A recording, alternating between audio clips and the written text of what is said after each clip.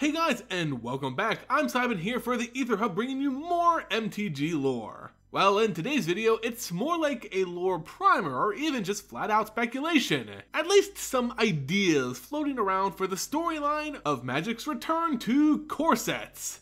Yep, core sets were dropped harder than the thought of a return to Kamigawa, but have since returned to the scene with some much needed revamps, much like Kamigawa could get? No, this isn't a video about our potential return to Kamigawa, but rather the potential story for Magic 19, and how it could fit into the bigger scheme of MTG lore.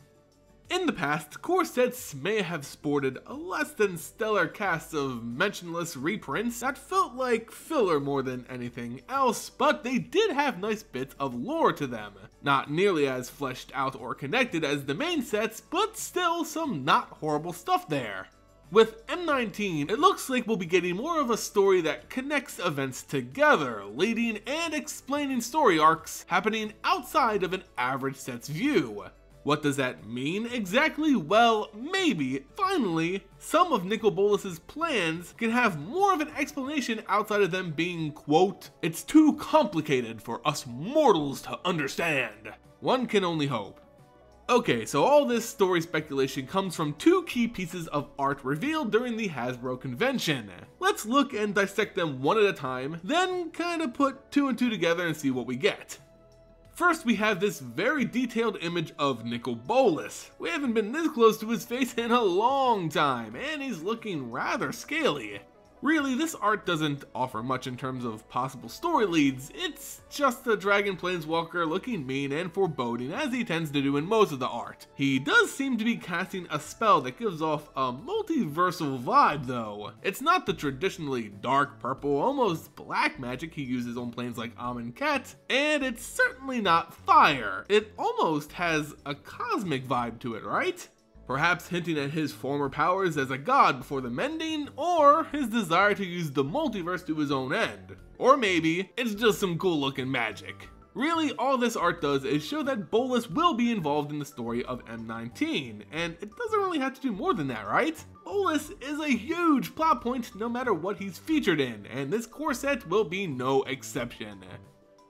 The second piece of art we got for M19 is this image of Tezzeret. A couple things of note here. His art is a little different than what we've seen from more recent sets like Kaladesh, which could lead to an interesting plot point for this set, but more on that in a second.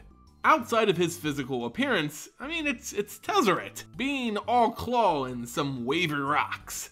It's another big baddie of MTG, which led a lot of people, including myself, to predict M19 as a villain set.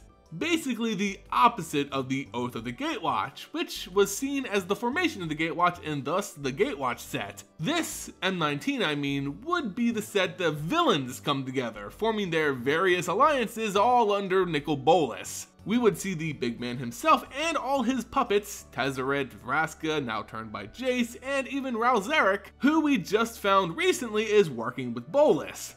It could have explained how they all come into the fold, giving more clarity to their relationship with the dragon, and this still could very well be the case, but a recent Twitter post from members involved seems to suggest otherwise. In fact, they basically straight up said it wasn't a quote-unquote villain set, so we'll be seeing heroes. Yay! Or more accurately, we'll see heroes. Ugh. So with the villain set off the table for now, although it could still be a side plot, maybe, hopefully, what can we speculate the story being based on these two characters and their new art?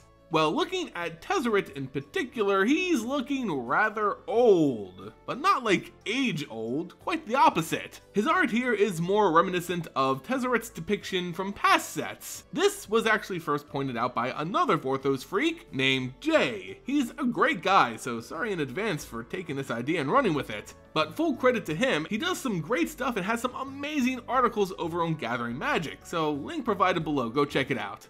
Anyway, the idea is that since Tezzeret's return in Kaladesh, those horns, the mark of Bolas on his forehead, have been red. In this art, they're black, much like they were during his younger years on planes like New Phyrexia and the storyline for Test of Metal. This suggests to me that M19 will be a history lesson, exploring the evolving relationship between Tezzeret and Nicol Bolas, and filling in crucial gaps of the dragon's plan along the way.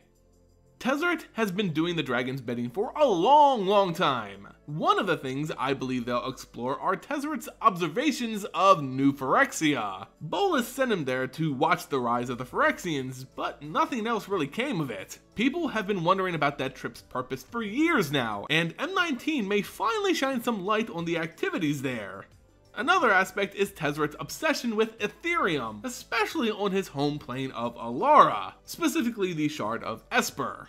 There, everyone binds this magical metal to their bodies, becoming somewhere between living and artificial. It's also believed that the Ethereum was brought to the various shards via a planeswalker, so it's something that could really pique Bolas' interest. But how does this all relate to the greater story we see happening in the recent sets? Will this just explain lost events, or will it add more context to the ongoing lore? Well, these events could be Bolas' first steps, a rough draft to his ultimate plans. Tezzeret on Phyrexia could have been looking for the portal technology, the soul-sucking devices used by Memnarch there to transport life from other planes. Bolas found something similar in the planar bridge on Kaladesh. As with the Ethereum changing things to metal, Bolas could have thought that a valuable resource in changing his undead army of Eternals into artificial life, which could pass through a planar bridge, taking some of that technology and know-how from the New Phyrexians' completion practices as well. Although Bolas found alternatives for these ideas, the Lazotep on Amonkhet, the planar bridge on Kaladesh, it could show how the dragon ended up on those planes to begin with. One of the greater questions with Bolas' storyline comes down to how. How did the dragon find the Lazotep on Amonkhet? How did he or Tezzeret know Kaladesh could produce a planar bridge? It's questions like those I believe could be answered in a set like M19. Even more importantly, maybe we'll get more of a reason for the release of the Eldrazi Titans outside of, oh well shucks, I wanted to see if Heroes would stop it, oh gosh. Please guys, please let it be more than that.